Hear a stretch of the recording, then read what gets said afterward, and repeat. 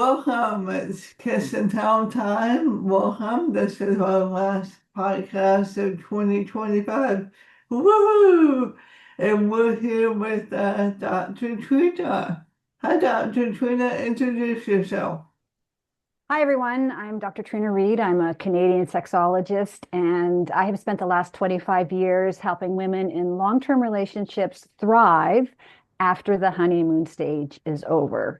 And this is a really, really big topic. And I think it's an interesting topic because, you know, in the last 10 years, or maybe even more, there's been a lot of emphasis on the LGBTQ community, Mm, and rightly so. yeah. And I just feel like, the average woman in the average relationship, just, she's not getting a lot of attention to what her situation is. So, that's what I'm here to do. I'm like, that's all I do. Like, I'm a one trick pony. This is all I talk about. Yeah. And, I'm really proud to represent women. Mhm. So today, if I'm not mistaken, we're going to talk about why to have sex. Why people have sex. So what are the reasons? Am I correct on that? Yeah. So, one of the questions that, like, one of the fundamental questions for women in long-term relationships is when she walks into a sexual experience, why is she having that sex? What is her motivation? And, you know, her motivation cascades into, all the reasons why she may or may not want to have juicy, wonderful sex. And so I feel like, so I think we need to take a step back Mm-hmm. to understand this. So Dr. Rosemary Basson in 2002 came out with research to show the female sexual response cycle. Mm-hmm. And in her research, she found that uh, the majority of women in long-term relationships have what's called a delayed sexual response. And the longer you've been in this long-term relationship, the more delayed that sexual response is. Meaning, so like, sex is initiated, and your body might feel like it's becoming aroused, but your brain is like your brain is going like this. And I know every single woman who is listening to this podcast has Mm-hmm. experienced this thing where, like she might, she's like maybe feeling it, but her brain isn't there. And this is very normal. And I'm surprised that it had to, it took Dr. Rosemary Basson and her research team to Mm-hmm. figure this out. You know what I'm saying? Because we all Yeah. know that it's true, but she made it, she proved it.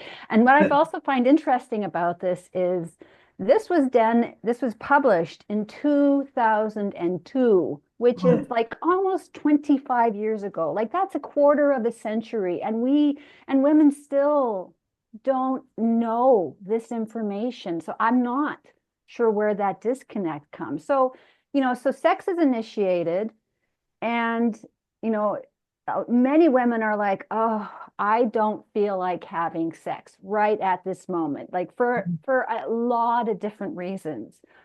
So when I say, why are you having sex? It's because, are you having sex because you know that this is going to be a nurturing, soulful, soul Mm-hmm. quenching, delicious experience for you and your body and your partner and your connection, or are you having sex because you feel like you have to? And the outcomes of those two questions are very, very different. So when I look at women, their sexual desire, the thoughts that are going on in their head, you know when I say, when people say, how can I start enjoying sex more? One of the one of the first things I recommend is to start gauging what your thoughts are before, during, and after the sex is done. Mm-hmm. This mindset that you have, because that is going to really tell you a lot about why you feel the way you do about sex.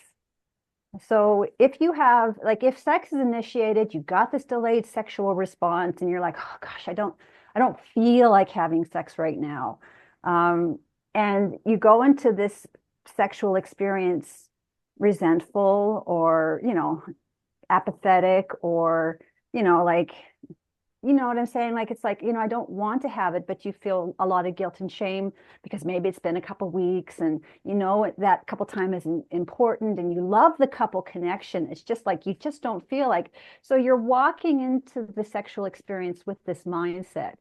And during the sexual experience, I don't know about you, but I know I have experienced I'm not into it, I'm not into it, I'm not into it. And then suddenly, boom, there it is, right? Like, but while Yeah. you're waiting for that delayed sexual response to catch up to your body where you can actually like relax into your body, that whole mindset is like, nope, nope, nope, nope. And then, hopefully you get to a point where like you're actually into the sex, but a lot of times, because the majority of sex research shows, as you know, research shows the actual sexual encounter between heterosexual couples is between 12 and 15 minutes. By the time she's actually into the sex, it's done. And she's like, well, wait a minute, time out. Like, hold on. Like it's my turn. But women unfortunately cannot say, hey, it's my turn now. And that's another issue we can talk about in another podcast. And then so then afterwards, because she wasn't able to have any, feel any sexual satisfaction, she might start resenting that this sex is about her partner.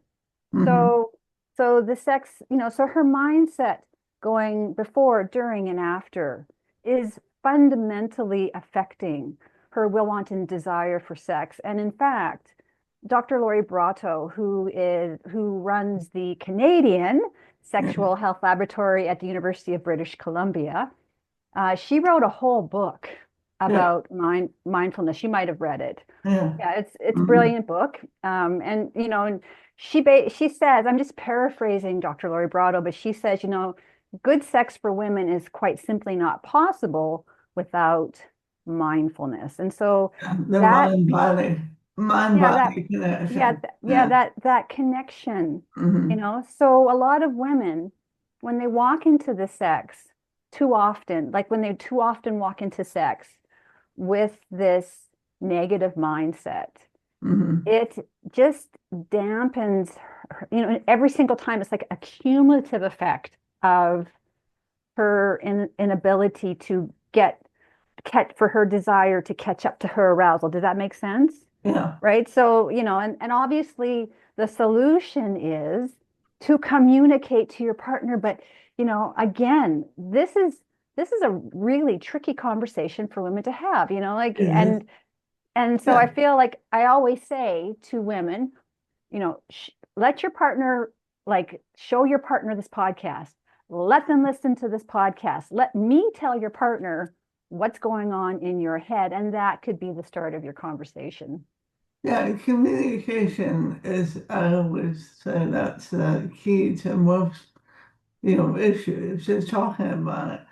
But also, when you mentioned it came out in 2002, the research, many people have been talking about this disconnect, and like Emily Nagoski has written some great books about that as well. And so, even though the research came out, as you mentioned, in 2002, we have been discussing it as much as we can.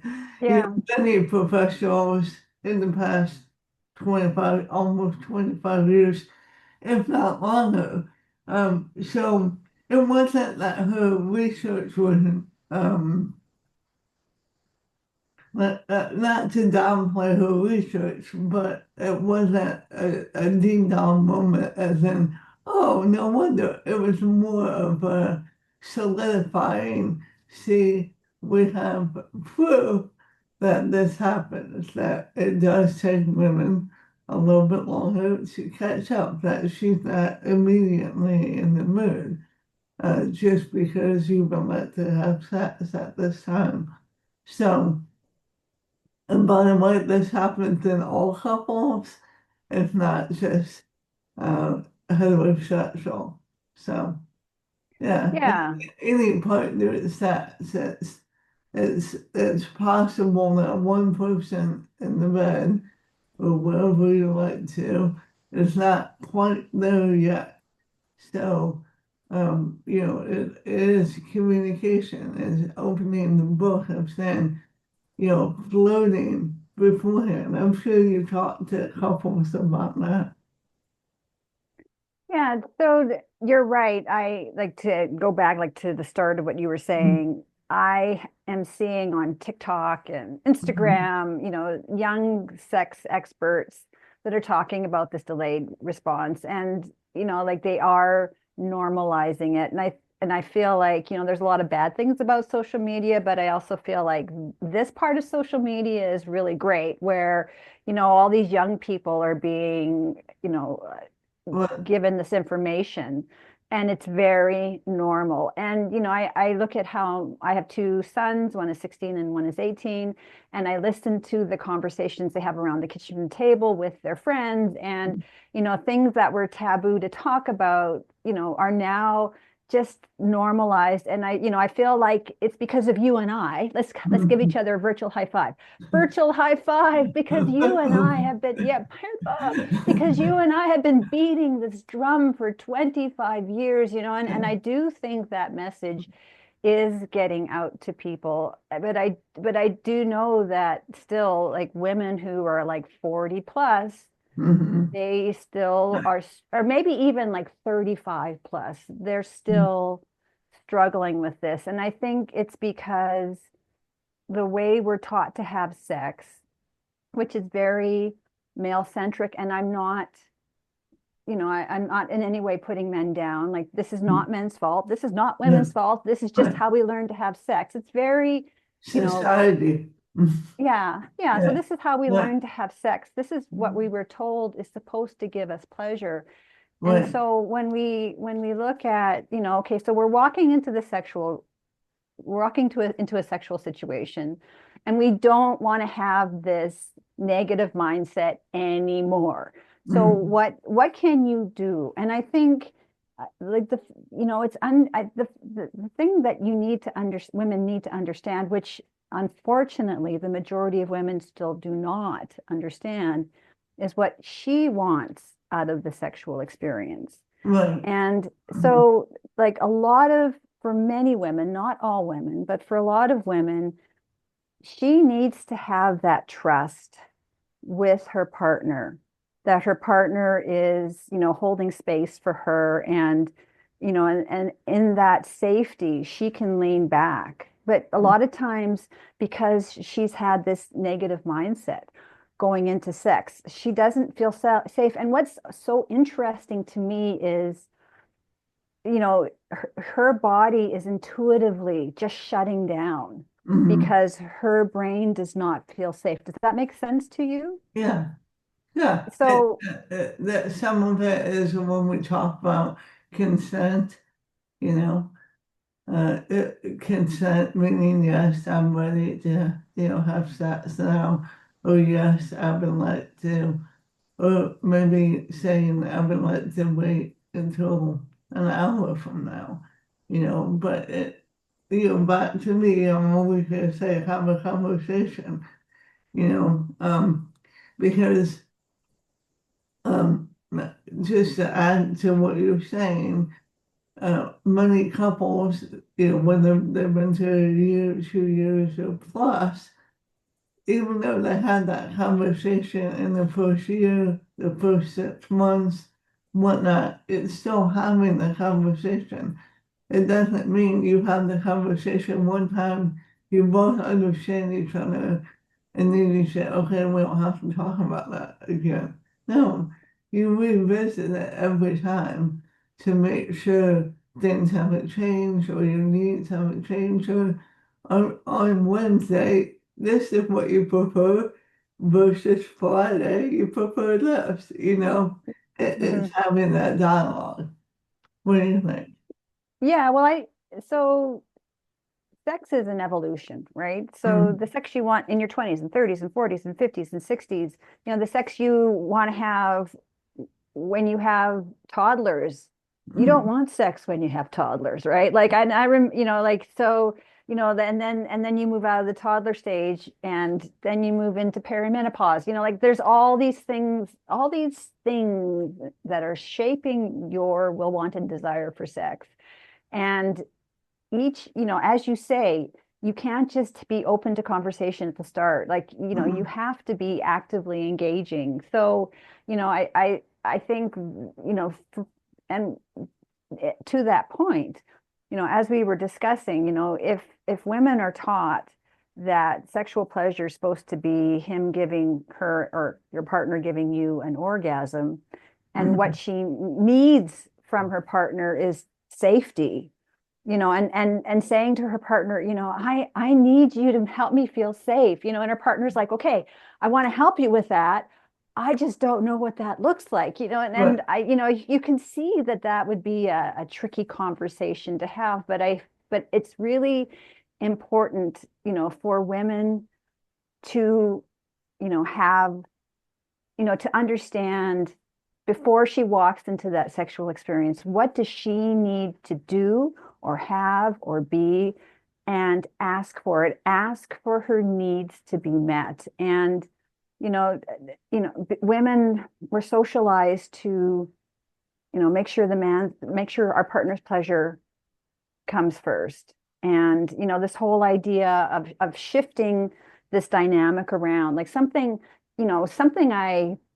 I encourage women to do is to, go into the sexual experience and just not worry about what your partner, like if they're happy, if they're pleased, if that, if they've got their juju going on, don't worry, and instead turn this on its head and say, my needs are going to be met Mm. now. And like women, it takes time for women to process this idea of, sometimes sex is about what your partner wants, and sometimes sex is about what you want. Like, so for example, let's say what you like, and no matter what I say, women are going to say, I don't like that. I know what you like is different than me and Dr. Jen. Like, so every woman wants something different. But let's say what you want is to have a full body massage with no intercourse attached. Like, this is what you want out of the sexual experience.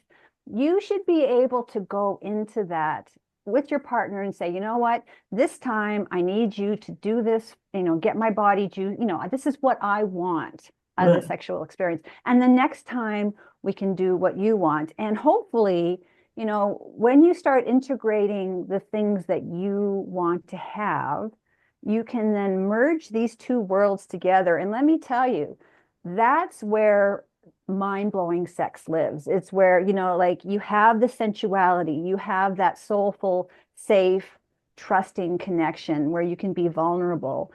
And then you have like the good technique of, orgasm and, all those techniques that we've been learning all over, those, and you put those two things together, and that's where like sex gets really interesting and fun.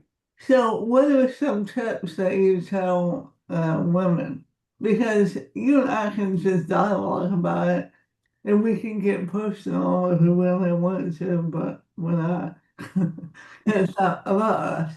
But because you and I can dialogue about it, because that's our background, you know, let's talk to people who don't know. So, what do you normally tell people in order for them to learn about what they need in the So bedroom? first, yeah. So first of all, I say if you know that sex is on the radar, intentionally go out and do something to reconnect with your body. So, it's the five senses, and every person has a preferred sense. So help me out here. So there's Okay. taste and touch and smelling and hearing and seeing. Did I get them? And Yep. so, like for example, it might turn you on to read a bit of erotica. It Mm-hmm. might turn you on to put on some silky lingerie, not for your partner, but because it makes your body feel luscious, right? It Mm-hmm. might turn you on to have a scented candle, and that scent really sends you. You might, like me, like you get the right music on and it's just like, music just like whoo, like I'm just good with music. So Yeah. if you know that sex is going to happen sometime soon, intentionally put yourself in the right place, Mm-hmm. and that's going to help move this delayed sexual response a little bit better, because instead of moving into sex with a negative mindset, you're moving in with a, hey, you know what? I don't feel like sex right now, but I know I have a delayed sexual response and it is going to catch up. And the more I can do up front, the faster it's going to catch up. So, like, I'm helping myself out here. The second thing is to ask for something, but do something very small. Mm-hmm. So, like, just start getting used to asking for what your wants, something that you want. Start with something very, very, very small. Like, you might just take your partner's hand and put it on a place of your body that feels good for you. Like, maybe you like having the small of your back stroked, and that feels really good to you. You don't actually have to say, put your hand on the small of my back. You can just take your partner's hand and do that. And just that one thing is going to give you this confidence that your partner likes it. They want to see you pleased. So the Mm-hmm. next time, it's you can do that and you can add something else on. And I would, while you're in the middle of sex, actively look for something that feels good. Like, if your partner touches you in a way, and so what you're doing is you're starting to turn that negative sexual mindset of, I'm not there, I'm not there, I'm not there, I'm not there, I'm not there. Instead of that, you're like, oh, that felt kind of nice. That was kind of good. That was all right. And it's not going to be 100% you're feeling that way, but if you notice those little moments of, that was okay, and that was okay, and that was okay, pretty soon, these three things are going to start, coming together, where you're prepping your body, you're going in with, a neutral mindset, let's just say that. And then, you're looking for ways that your body is feeling good. Soon you will start to see that, your partner's picking up your cues and you're getting a little more confident to say what you want. And, this, it's not going to happen in a day or 2 days or maybe 3 months, but this will eventually get you to a place where you are a lot more confident saying what you want in bed. And you know what? The thing that always astonishes me is, if your partner is male, men want to know. They want to know what pleases you. Yeah. If I had a nickel for every time a guy said, I just want to know what I can do to please my partner. So they want you to tell them, Yeah. and so you tell them, and they're like hot dog, like they're like a man with a mission, and they've got, they are so happy to Yeah. know. So, this, once you start telling them, like, you're going to see Mm-hmm. your sexual experience start to turn around. But yeah, that's great. I mean, yeah, and back to giving yourself permission.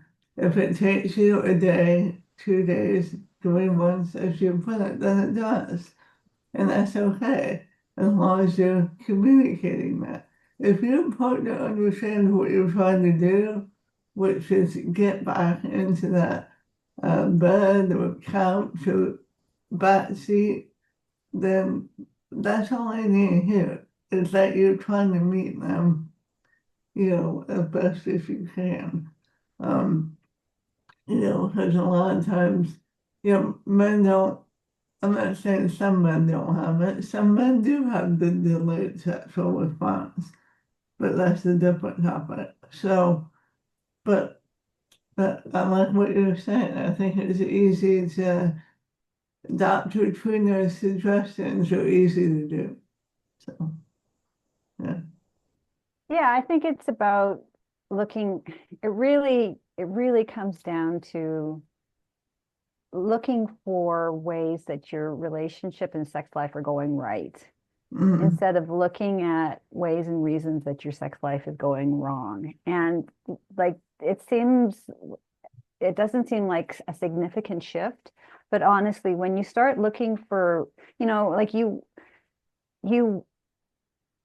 sex is a wonderful part of a partnership, and it brings you together. It's the glue that holds you together. It's that thing that you share. And uh, I think when you look at your own personal long-term happiness, a good, healthy sex life is integral to your personal happiness, right? mm, So there was, um, and I can't remember the counselors' names, but there was um, two counselors that came out with a really great book, and I can't remember the title, but and basically they said, when your sex life is great and it's humming along, it accounts for about 15% of your relationship happiness.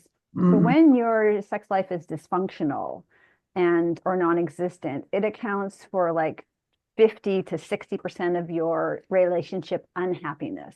yeah. So, like I think when you invest a little time and energy into, yourself and knowing what you want, and you have that 15%, it doesn't, like it doesn't seem like a big bump. Like 15% is like, but you know what?